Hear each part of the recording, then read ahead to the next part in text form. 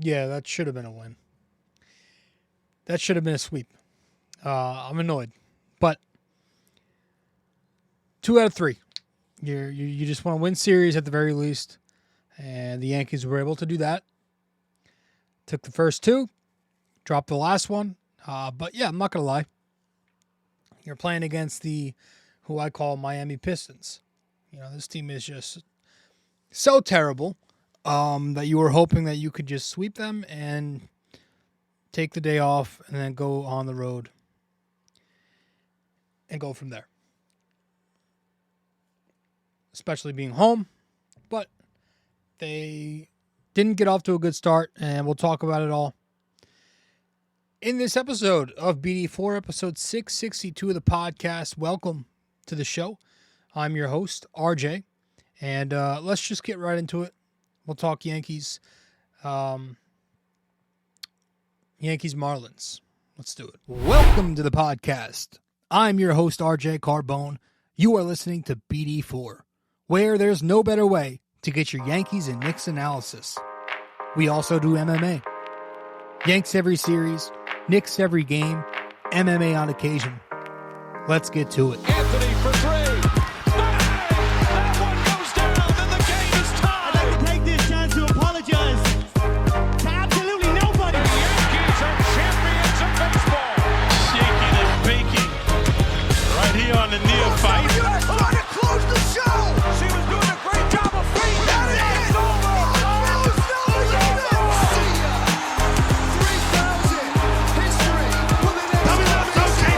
Don't you regret not coming to the Knicks? Don't you regret not coming to the Knicks?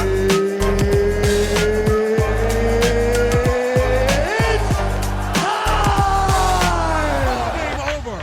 World Series over. Yankees win. The Yankees win.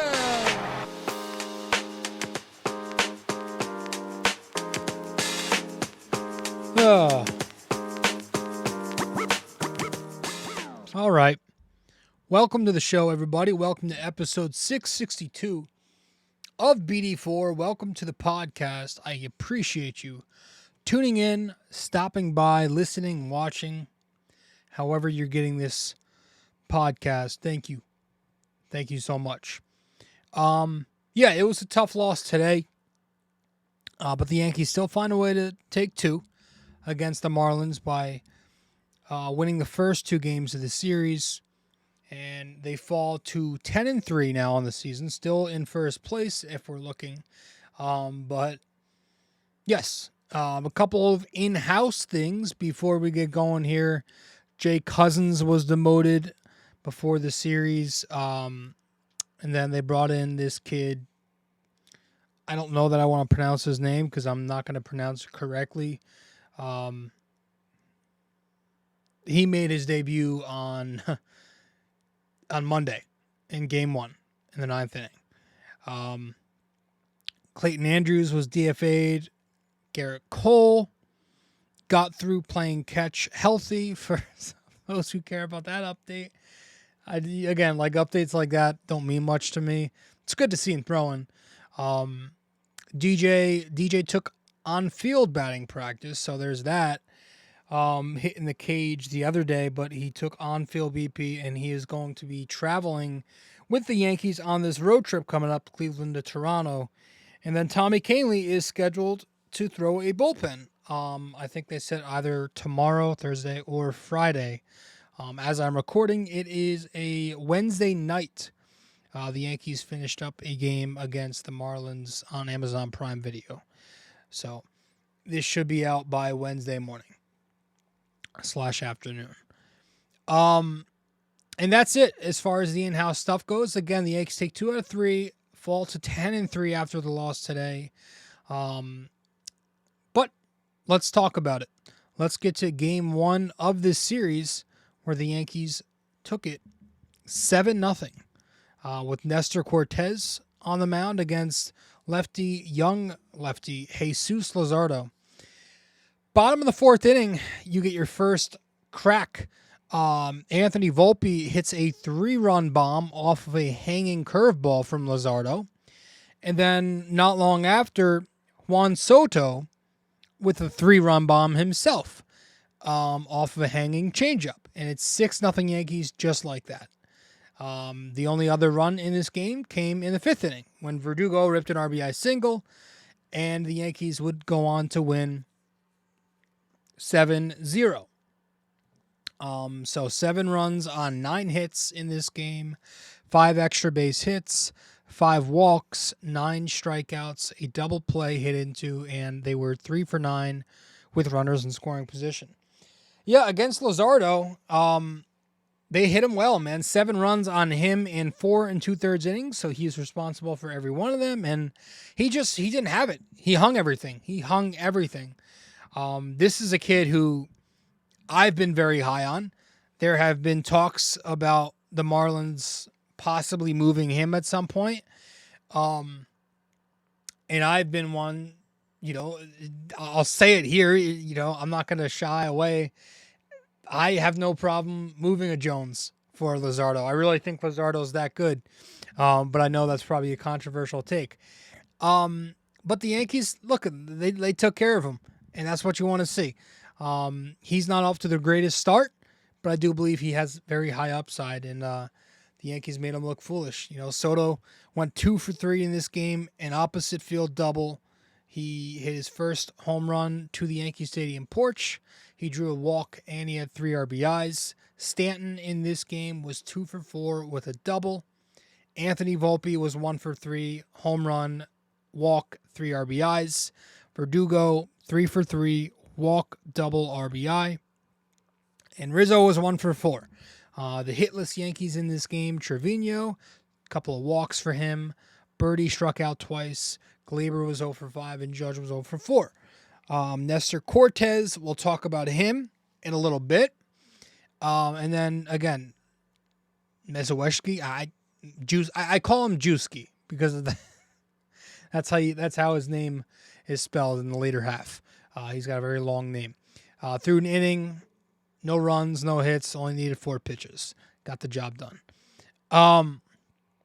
That was game 1. Really not much else to take away from that. The Yanks won.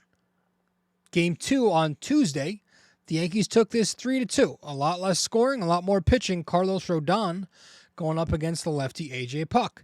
Bottom of the 2nd, Alex Verdugo starts off with a solo home run. He gets a sweeper, slider, middle, and he takes it. Goes down on one knee, pulls the shit out of it. It looked cool. 1-0 Yankees. Bottom of the 5th, Stanton, rips a laser RBI double to right field. Another run scores. 2-0 Yankees. Bottom of the 6th, it's 3-0 when Soto hits the RBI single off of Sanchez. And then the 7th inning, it gets a little bit too close for comfort. I think Rodon goes back out there. Couldn't finish it out. Hamilton comes in. He lets up an RBI to Sanchez. Lets up another one to Gordon off the sack. And then it's 3-2. But Clay Holmes comes in for the 9th later on and goes 1-2-3. And the Yankees secure the 3-2 victory. So 3 runs on 7 hits, 3 extra base hits, 7 walks, 3 strikeouts, a double play hit into, and they were 2 for 10 with runners in scoring position. Versus the lefty Puck, they scored 2 runs on him in 4 2/3 innings, so he did an okay job taming the Yankee bats. The Yankees had him a couple of times on the ropes in the 1st inning. They had the Juan Soto 1-out walk. He steals 2nd. He takes 3rd on the bad throw. Judge draws a walk, so you got 1st and 3rd. And then Stanton puts together a very good at-bat, but he ends up chopping it in the infield, and then Soto goes home.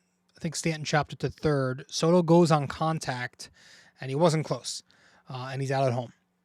And then Rizzo comes up the next at-bat, and he hits into a soft ground out. So they had a chance in the 1st, and then I think it was the 4th inning where he got into and out of trouble again. Verdugo and Birdie draw a couple of 2-out walks, but then it's Austin Wells who hits into a 6-3 ground ball out. In the 5th inning, the Yankees did score a run off the I think it was off Puck or the bullpen. It might have been Puck's run. But they did score a run. After that, though, they put second and third on with only one out, so you're hoping they would get more. Rizzo strikes out, and then Sanchez comes in for Puck after that. And then I think Volpe pops up. That's what it was. So they had their moments. Sixth inning against Sanchez. He's still out there. He lets up a run, but then he loads the bases afterwards, and they can't get anything else after that. So they lose 3-2. Rizzo was 2 for 4. Soto was 1 for 4 with a walk and an RBI. Judge was 1 for 1, a double, 3 walks. Stanton was 1 for 4, a double and an RBI. Verdugo was 1 for 3, a home run, walk, and an RBI. John Birdie was 1 for 3 with a walk.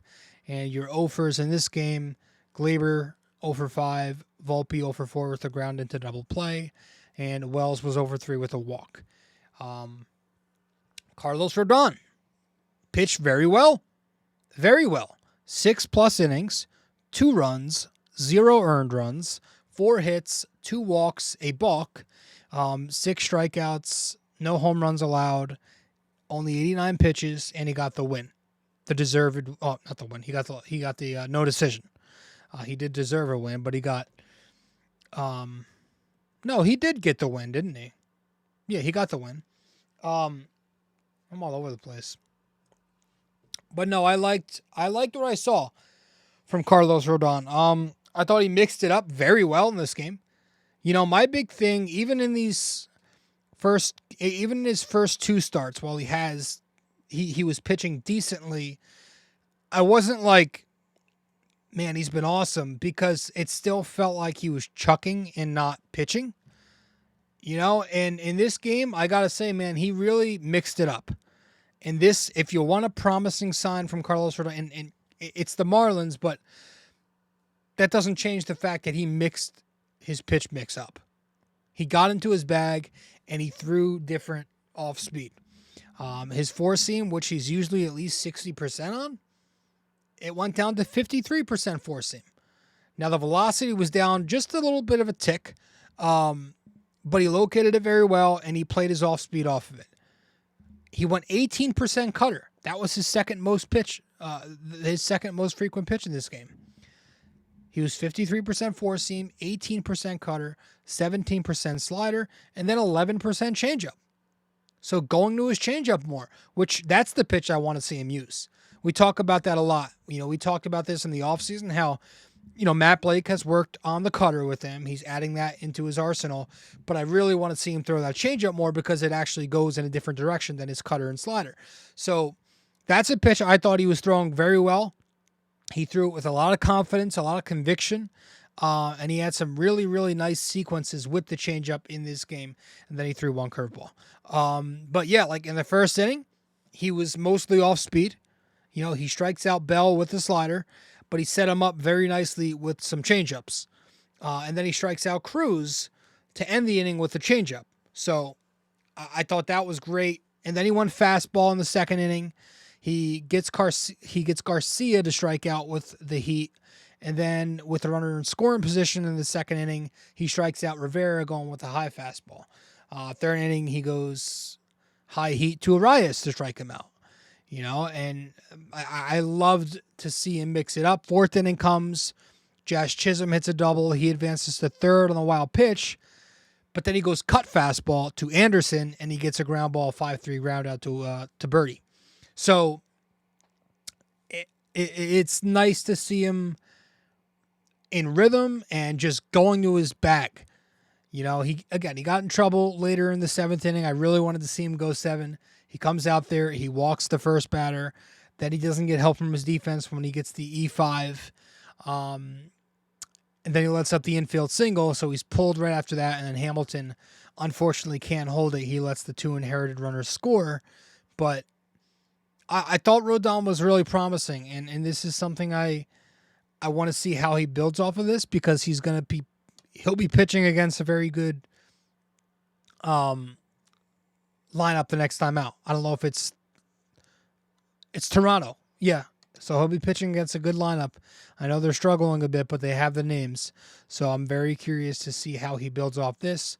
Nonetheless, 3 consecutive good starts to start the season for Carlos Rodon, and his ERA sits in, I think, is 1.76.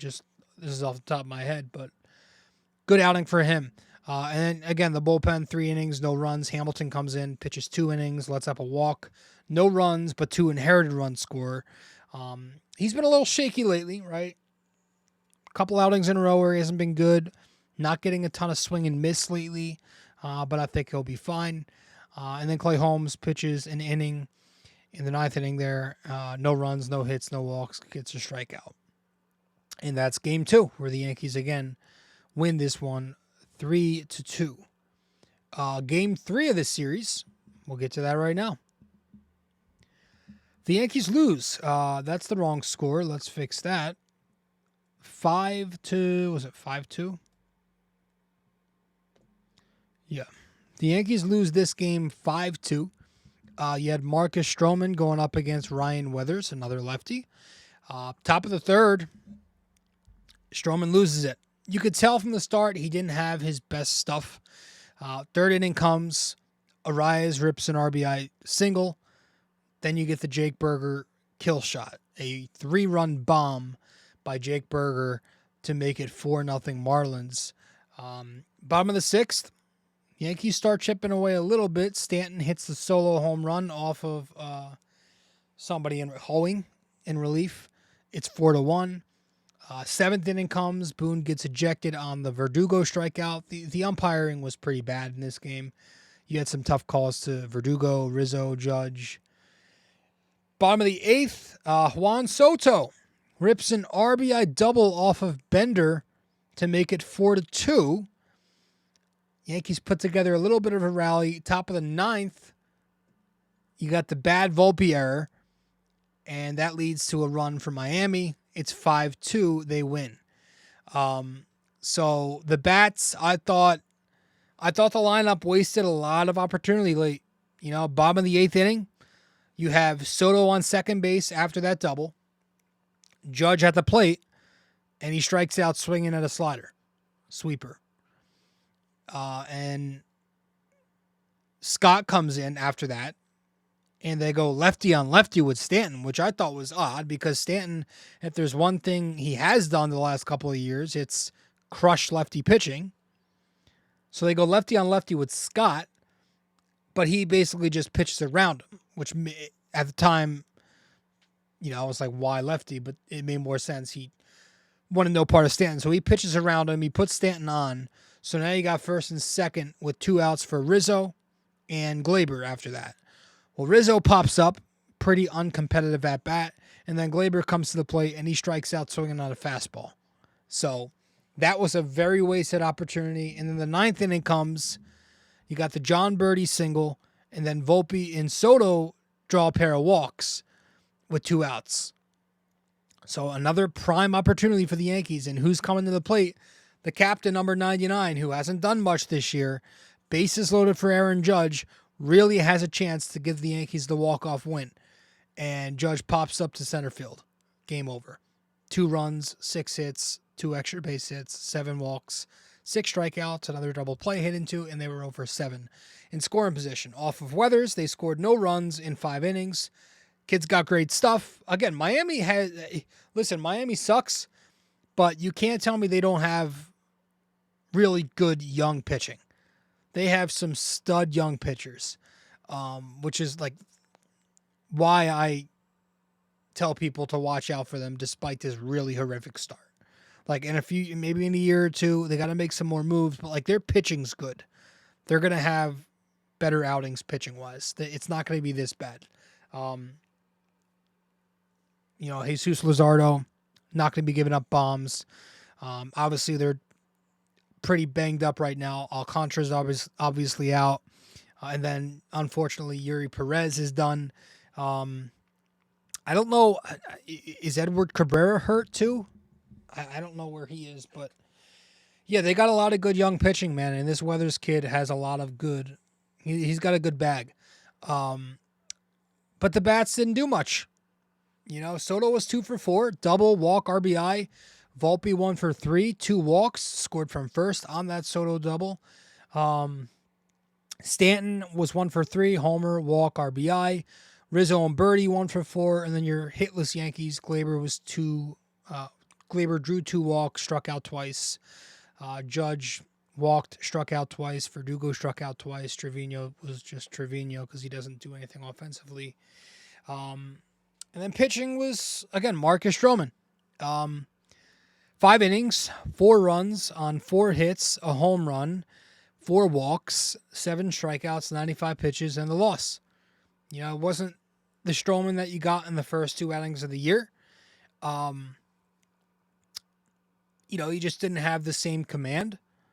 He was missing his spots. He got into a ton of deep counts. Didn't really have a rhythm. And, you know, as soon as that 3rd inning unraveled the way it did, it was kind of over from there. But still, like, for his worst outing of the season so far, it was a bend, not break outing. The guy's going to be a good pitcher for the Yankees. He just got no run support today. You know, and that seems to be a trend in his starts so far. Keep an eye on that. But he hasn't gotten much run support, I don't believe. The bullpen in this game, it was Weaver, Gonzalez, Santana, combining for 4 innings, no runs. Weaver did a great job again. Gonzalez was good. He made a nice play. Santana, just a little bad luck there again with the Volpe Rizzo botched play. And that was game 3. Yeah, tough to lose that one. But this was another promising series for Giancarlo Stanton. I'm watching some baseball classics if I look up every here and there, if you're watching the YouTube edit. No, Giancarlo Stanton continues to look excellent. He's hitting everything too. You know, he's not just, you know, we talked about him hitting fastballs recently, which is a positive. He's been doing that, but he's hitting sliders too. You know, he's hitting sliders. He's fouling pitches off, some defensive swings to stay in the count. He's not chasing egregiously right now. And when he makes contact, he's hitting the ball super fucking hard still. Like, really hard. He's going the other way with these line drives. It seems like the inside out Stanton's back. Not guessing a ton, a little bit, but it doesn't seem like he's cheating up there. So I'm encouraged by what I'm seeing. I want to see more, obviously, but you're hoping that him getting himself into better shape has led to this and has led to him catching up with fastballs more. And he's just looked a lot more disciplined, man. And listen, he's up to 256 with the average. He's got the OPS at 894. I don't know if that's going to continue, but like I said, heading into the year, give me a 230 average, give me an OPS, give or take at 800, hit me 30, 35 bombs, and I'm living with that. And right now he's on pace to do that and more. So it's good. It's a good problem to have, because if he keeps this up, you know, the Martian's supposed to return sometime in the summer. It's good, man. I'm happy to see this. I don't love when he bats fourth. But like Rizzo hasn't done jack shit, right? So it's good to see Stanton hit. So hopefully that continues. Some concerning trends since the start of this season. I've kind of like, I don't know that I bit my tongue on them, but like the defense and the speed, you know, of this team. We've kind of talked about it here and there, but like the defense hasn't been good. The outfield defense started shaky in the Houston series, but I feel like it's tightened up for the most part. You know, you're not getting, you know, Soto's misplayed a couple balls off the wall, but it's been mostly the infield defense that's been shaky. I mean, you could start a catcher. Catcher's been bad. You know, Trevino even, like his catching's not been good. I'm wondering if the surgery on his wrist is affecting his throws. And then Austin Wells hasn't been great behind the plate. First base. This is something I feel like I wanted to bring up last episode, but forgot. Rizzo's not been good at first base. All year, he's been very bad. He's making errors. I think he had some tough plays in the Houston series, the Arizona series, where he kind of rushed getting to a ball and lost it. And he makes the mistake that he did today in Game 3 of this Marlins series. It's the errors, it's the non-errors that could be scoops that he usually would probably get. Volpe making some errors kind of disguises Rizzo. But Volpe hasn't been great as shortstop. Some of his throws have been off. Oswaldo's made some errors this season. Obviously, he didn't play this series. But yeah, the Yankees have made a ton of errors. They have 13 errors on the season, which is just 2 off of the league worst Oakland A's. So not great. Doesn't seem like they're converting a ton of double plays again. That was a problem a few years. That was a problem during the Miguel Andujar years, where the guy just couldn't turn double plays. I hope we figure this shit out, because not turning double plays is going to be such a fucking problem on a roster that has a lot of ground ball pitchers. A lot of pitchers who rely on pounding the ball, getting the batter to pound the ball into the ground. Sinker ballers, cutters, guys who pitch inside. We need these guys to start. Our fucking closer, right? We need these guys to start making plays, turning those double plays. It's the throws. It's sometimes they're slow on transfers. We've talked about that with Volpe. We'll see how that progresses. But it's the speed of the team too. They don't run a ton. They're 15th in stolen bases, so I guess that could be worse. But I feel like they could take the extra base a little more. That was a problem, I think, in 2021. This series, I think it was Game 2, where Verdugo was held up rounding third. Thought they maybe should have sent him. Maybe I'm wrong. Maybe I gotta go look back. But they're a very slow team. Judge, Stanton, Glaber, Rizzo, Soto, they don't have the most foot speed. And, we talk about them not turning a ton of double plays. I'm wondering if that slow foot speed has a lot to do. It does with them not beating out ground ball. They hit into a ton of double plays. They lead the MLB with 17 double plays grounded into. They have the third most double plays grounded into with runners in scoring position. It's been particularly brutal with Judge and Verdugo hitting into them. It feels like that's been a trend. Again, that seems like it's a 2021 thing. I think it was that year where they just hit into every ground ball double play possible. But some guys got to step up, because the bats have been good. They've been good, but they haven't been great. There's been a step that's just seems to be missing. You got guys producing, like Juan Soto's producing, obviously. Oswaldo Cabrera's producing. Anthony Volpe's been producing. Giancarlo Stanton's been producing.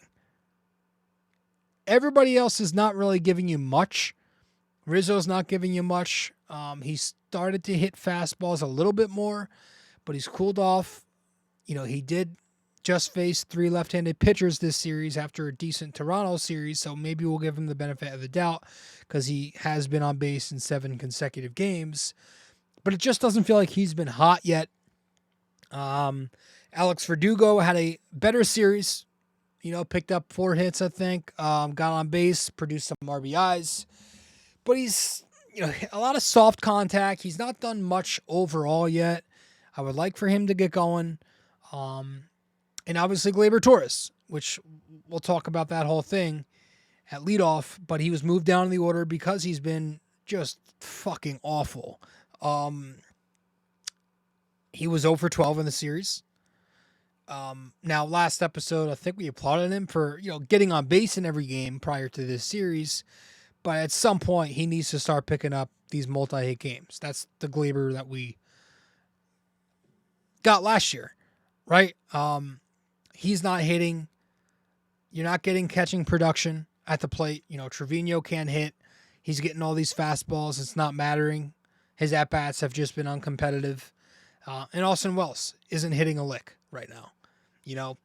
He's making some hard contact. He's been going the other way, so there's some opposite field power that you see, but he's not hitting it right now. He drew some walks, but he's got to start hitting the ball.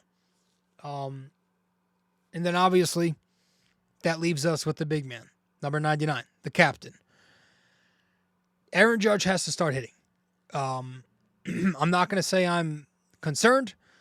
I think it's too early to be concerned. But we are entering our 5th series of the season now, which means we're in mid-April. And he's still not hit a lick outside of a couple of games. He's walking a ton. He's walking a whole lot. On my social media, I put out a post saying it said that Judge and Soto lead the MLB in walks together, 1 and 2. But he's taking a lot of pitches. Like, he's swinging at strikes, and he's not chasing as much. But I feel like his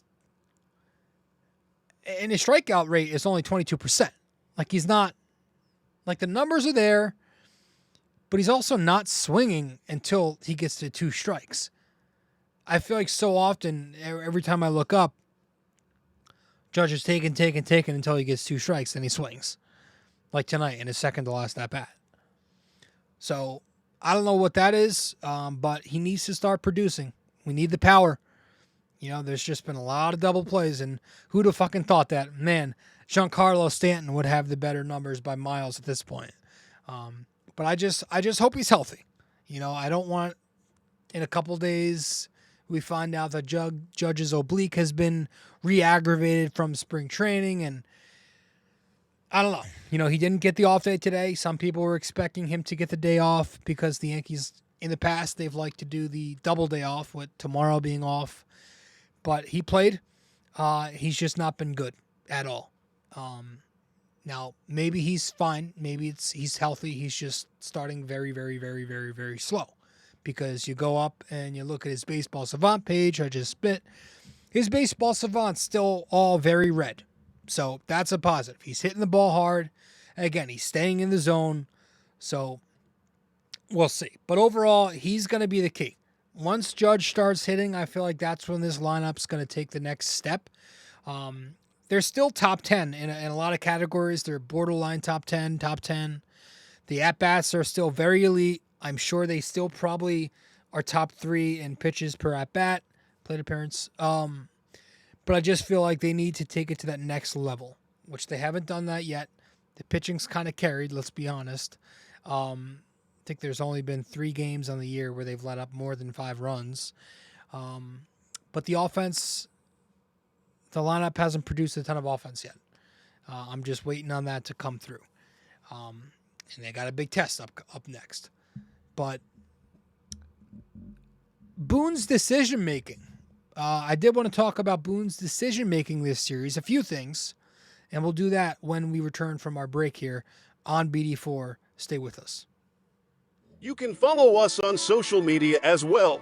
On Instagram, we're at BD4Pod and at Rob J. Carbone. On X, we're at BD4Pod and at RJCBD4. And on Facebook, we're BD4.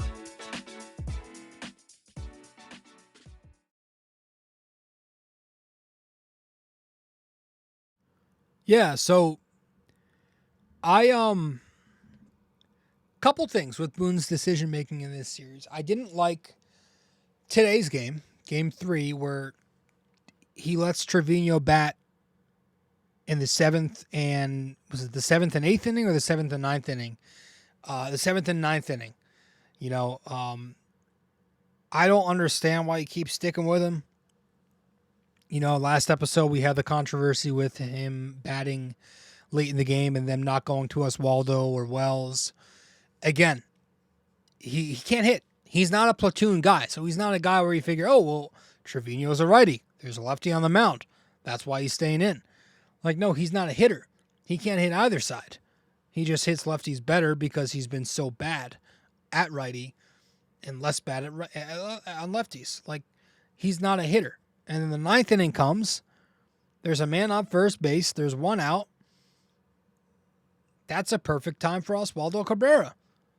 But I guess that'll segue us into that whole thing where like Oswaldo Cabrera didn't play at all this series. Now, yeah, you had lefty on the mound, but like all 3 fucking games, you're not going to play him once? Not even one game, not even a pinch hit at bat? Like, get him at bats. Keep the kid in rhythm. He was fucking Bonds for the first 3 series of the year. He's hot. I believe in the hot hand. Like, I very much believe in the hot hand, which means I believe in being cold and cooling off. So you don't play him for 3 days. You got the day off tomorrow. You're going to be sitting him 4 straight days before he goes on the plane. Like, I don't know, man. I don't know about that decision. We didn't produce much offense in this series, 4 runs per game. You could have used some at the bottom of the order there, especially today, moving Volpe up. You know, I have they just completely abandoned the right side of the plate with Oswaldo? Because that'd be weird because he's been hitting well righty. He's 3 for 6 from the right side of the plate. I was listening a little bit to Talking Yanks earlier tonight. They were saying how they think it's if it's a sinker bowler, he's going to bat righty because his righty hits have been on the ground. And when he's batting lefty, he's hit it in the air a lot more. And they were thinking sinker bowlers, he'll bat righty, and then guys with ride on their fastball, he bats lefty against. I just think it's weird, man, because he was hot. And, like, these left-handed pitcher lineups that we throw out there are tough at the bottom. Because usually when Oswaldo sits, that means Wells is going to sit. And those Trevino-Birdie 8-9 pairings are fucking tough. You know? Birdie's not been terrible, but he's been underwhelming. And then Trevino's just been terrible. So the bottom of the order is less deep with those 2 there. And I just feel like guys like Oswaldo and Wells should be more than just platoon guys because they've shown you, or at least Oswaldo has shown you, that the guy needs to be playing. He's hitting. He came off a terrible year last year, comes out the gate on fucking fire, and you're going to sit him in 3 consecutive games. I thought that just didn't make any sense. I don't think splits are enough there to justify that. And then you got the decision to lead off Anthony Volpe today. This came out, obviously, when the lineup came out. Listen, we talked about this last episode. I said last show, I think it's too early to lead Anthony Volpe off. You know, the famous line, if it ain't broke, don't fix it. Balance at the bottom of the order, I think is important. And for a kid who batted .210 last season, struck out 170 times damn near, it's kind of a lot of pressure to just throw him right at the top, not even 2 weeks in. I don't want him to change his approach and then get back into bad habits. And like, while I was listening to Talking Yanks, they brought up a good point about like, he's batting .372 right now. So like he's gonna cool off to a degree. And like, do you want that to happen when he's at leadoff? And then that'll be a conversation. I just, at the same time, I'm not going to lie to you. When I saw it, this is just my reaction. I was excited. All right. Like all my logic as to why I wanted to keep him down in the order, that didn't kick in until later. Initially, I get the notification on my phone. I smile. I'm excited. Because Gleyber isn't hitting. Volpe is hitting. And because Volpe has all the tools to be a leadoff man, and I would love for him to be their leadoff man long term. So when I got the notification, I was very excited. And I think the upside is there. He got on base 3 times today, so that's the point. Get him on base for Soto, for Judge. You get him just reaching first base. it's like an automatic runner in scoring position because he can steal, or you got Soto up, who's probably going to get on and he'll put Volpe at second. It's a really smart recipe for success, especially in the first inning. Excuse me. But yeah, like I was a little, as soon as I started thinking about it more, I was a little like, wow, I don't know. But I'm not going to lie to you. I'm kind of talking myself into it. So fuck it. Doesn't mean it's the right decision, but we'll see. I think we'll get to our cap tips. We'll tip our caps now. So let's do that as soon as we return from our break here on episode 662 of the podcast. Stay with us. If you're interested in our website, just go to www.bd4blog.com. You can subscribe to our blog on there right on the front page. Just like on the podcast, we cover Yankees, Knicks, and MMA. Also on our website are the links to the different platforms for the podcast. Thanks so much.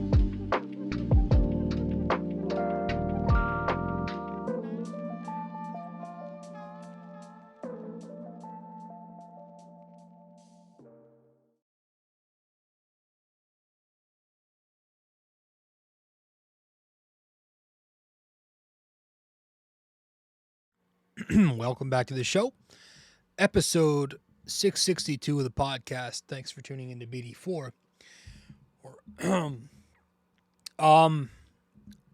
Let's tip our caps. Let's start. Who do we start with? Let's start with Juan Soto, folks.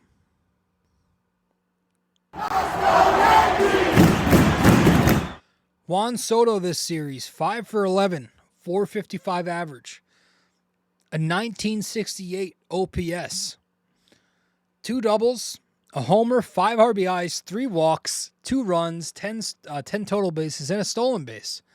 The guy just gets on base. He's consistently productive, and it's amazing. Like, it's so fun to watch him. He's like Robinson Cano. I was going to say Robinson Cano on steroids, but Robinson Cano was already on steroids. He's like, he reminds me of that, though. Like, just has a knack for just producing something. Every game, he's producing something. Whether it's an RBI, a walk, a base hit. He's getting on base. He's getting runs in. He's just such a positive impact on this team. And it's no wonder that this guy is going to ask for 500 plus, as he should in this market.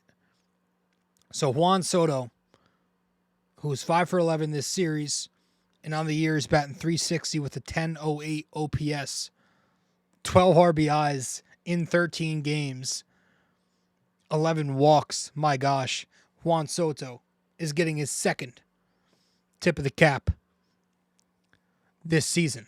He now has 2 cap tips on the year, Juan Soto. Let's go to the mound. Who am I giving it to? Kind of hinted at it earlier. Nestor Cortes. Nestor Cortes was brilliant in game 1 of this series. 8 innings, no runs, 2 hits, no walks, 6 strikeouts, 102 pitches in the win.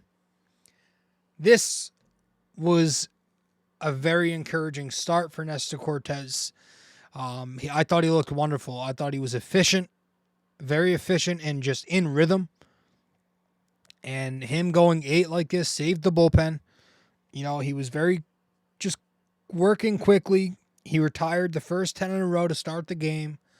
He was throwing strikes from the very get-go. And it was just nice to see him give the Yankees some length. The first real lengthy start not named Marcus Stroman comes from Nestor Cortes, and he pitched a gem. De La Cruz was the only guy to pick up a hit off him. 2 hits for him. Nobody else had a hit. So I was hoping that Boone would have... I didn't think he was going to come out for the 8th. He did.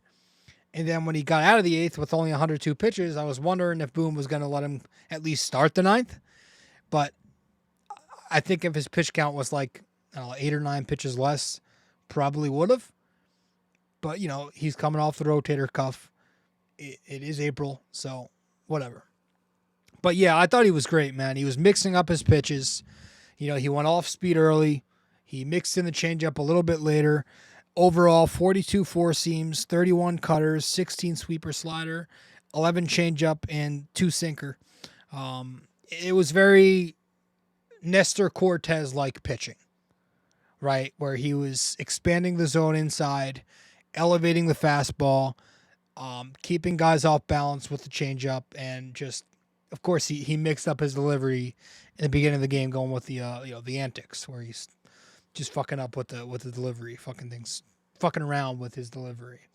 But yeah, it was good. Now the Marlins, again, they're an awful lineup. Like, they're not hitting at all. But so I want to see more. I want to see Nestor do this against better competition, and he's going to have a chance to when he faces the Guardians in Game 3 this upcoming series. But for now, good job. He gets his first cap tip of the season, so I tip my cap to Nestor Cortez for a good start. Now he's got a 3.50 ERA on the year, so good for him. I forgot to play these highlights. Look at that. Yeah, see, that's just a good start there. Going 4-seam low. Elevating eye levels. Cutter high. He was doing that a lot. And that's Nestor at his best when he elevates. There's the sidearm, mixing up deliveries, getting the strike out there with the sinker ball. Who's this? Tim Anderson gets him swinging. So yeah, 8 innings, no runs, 2 hits, no walks, 6 strikeouts in the victory. There's the off speed low and away there. That changeup got the arm side run to it. Another one off speed, low and away. So he was mixing it up. So I really liked his start. Let's go to the bullpen. Couple candidates I could have had for this one, but I ultimately chose Clay Holmes just because I feel like the guy's been getting a lot of shit from Yankees fans, including myself. He's had some. It's weird for a guy who's getting shit. At the end of the day, you look up, his ERA is 0. He has let up some inherited runs. He's had some help from his defense. But, the point of a sinker ball pitcher is to get those ground balls, and sometimes they just find holes. So Clay Holmes only pitched in one game of this series, Game 2, which was on the 9th, did the job. He came in a very tight game where the Yankees had a 3-0 lead. That shrunk to 3-2, and he was important. You were like, all right, well, now we really need Clay Holmes to nut up here and not give us a traffic full inning where he usually does. And he goes 1-2-3, which I think this was his first 1-2-3 inning of the year. But he mixed up his pitches well. Sinker heavy to Jazz Chisholm. He was slider sweeper to Tim Anderson, and then he went sinker slider to get Sanchez. So I thought he looked good. So Clay Holmes getting his first cap tip of the year. I tip my cap to you, Clay Holmes. Good job. And that's that. Up next, we have the Cleveland Guardians. They are playing very good baseball, just like the Yankees. They're 9-3. The Guardians are 9-3 after their win in extras today at home versus the Chicago White Sox.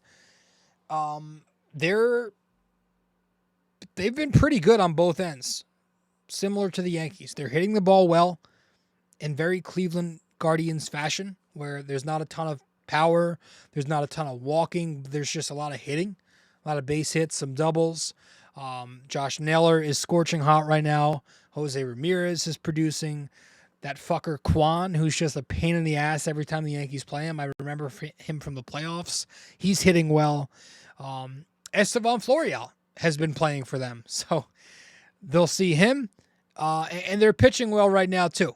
And the matchups for this series, you got Clark Schmidt going up against Carrasco, who's a veteran of the game. I feel like they need to win that game because Carrasco's pretty old.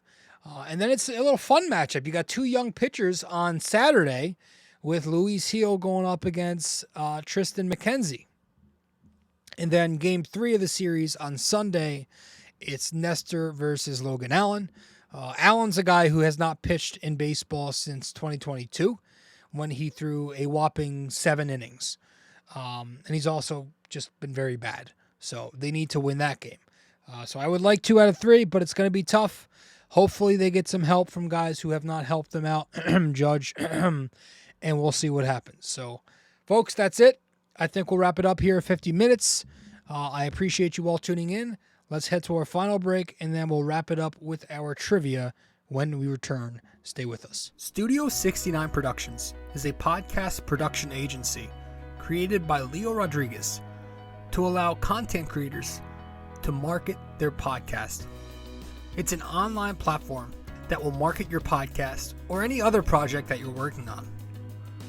Get in touch with Leo Rodriguez from Studio 69 Productions.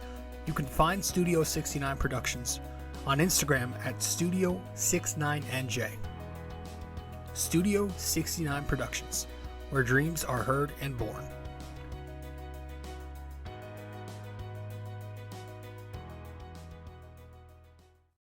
Thanks for listening to BD4, where there is no better way to get your Yankees and Knicks analysis. We also do MMA, Yanks every series, Knicks every game, and MMA on occasion.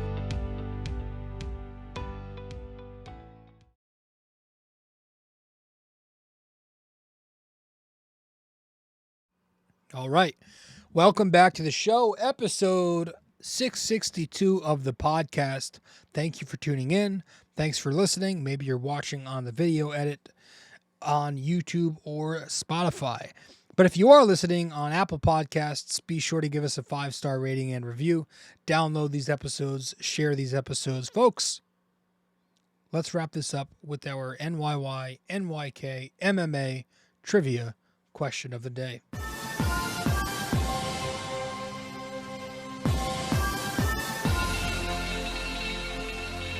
All right. For this episode 662 of the podcast, our question of the day, Lou Gehrig holds the Yankees record for 200 hit seasons with how many? 5, 6, 7, or 8? Lou Gehrig holds the Yankees record for 200 hit seasons with how many? 5, 6, 7, or 8. I hesitated there because I have the there's like a channel on my TV that plays constant baseball classics, and in the corner of my eye I see the intentional walk, and I hesitated because I'm like, what the fuck are they doing? But I forgot you used to throw you have to throw all 4 of those balls. You have to do a pitch out. It just caught me off guard. I'm watching the Yankees Mariners. I think this is Mike Stanley's at the plate with the bases juiced. I love watching old baseball classics. It's one of my favorite fucking things to do. It's just something about the old days, man. Christ, do I sound like an old man? I don't know. Like old school baseball is it's such a cool thing to watch. It's so different. Is it the Mariners? I'm trying to see which game this is.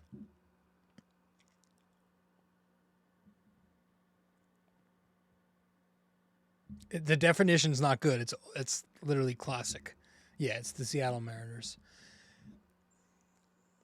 All right, one final time. Lou Gehrig holds the Yankees record for 200 hit seasons with how many? 5, 6, 7, or 8? Let me know the answer wherever you can reach me. Appreciate you all for tuning in. And I'm going to go to bed because it's getting very late and I've got a class to attend late morning tomorrow. So thank you for tuning in. I'll see you all on the next show. I did skip the Knicks. I might get to it if I can in the morning or in the late afternoon. I might get to the Knicks recap from that awesome win over the Bulls the other night. If I don't, then we'll miss it. But we've only missed about 5 this year. So we'll see. If I can get an episode out on Knicks Bulls, I will. If not, I'll see you in 663, whatever we're doing. So thanks all. See you soon. This episode was brought to you by Anchor. Hey there! If you stayed the entire way through, we thank you immensely for it. We hope you enjoyed this podcast and that you come back for the next episode real soon. Don't forget to like, subscribe, comment, download these episodes, and share them with your friends as well. BD4 is a 5-star podcast simply because of you, and we'd like to keep it that way. Have a wonderful day. Go Yankees and go Knicks.